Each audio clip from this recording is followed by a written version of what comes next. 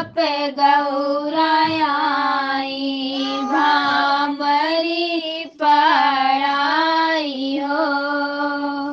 मैं नारानी बोली कैसे पियरी ओढ़ामयो के पियरी ओढ़ामयो के भोले बाबा हैं बैरागी कैसे डरही बावरी। भोले बाबा हैं बैरागी कैसे डरही बावरी। ओढ़े हाय लाल चुनरी पियरी ओढ़ामयो के पियरी ओढ़ामयो के बीच मंडप गौराई भामरी पढ़ाई के बीच मंडप गौराई भामरी पढ़ाई हो।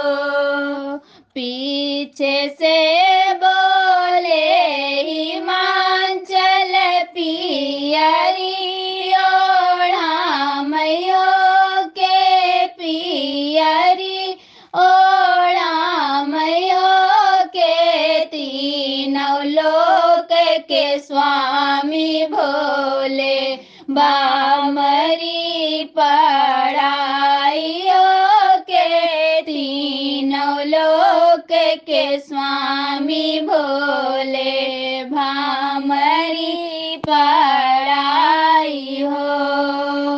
ओढ़े हाय लाल चुनरी पियरी ओढ़ामयो के पियरी ओढ़ामयो के बीच मंडप गौराई भामरी पढ़ाई के बीच मंडप गौराई भामरी पढ़ाई हो।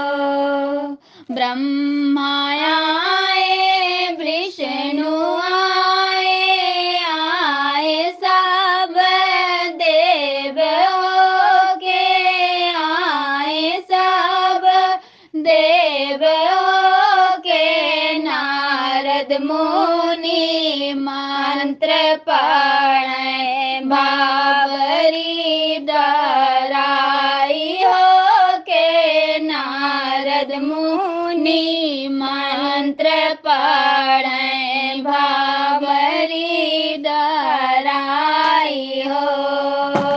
ओढ़े हाय लाल चुनरी पियरी ओढ़ामयो के पियरी ओढ़ामयो के बीच मंडप गौराई भामरी डराई के बीच मंडप गौराई भामरी डराई हो।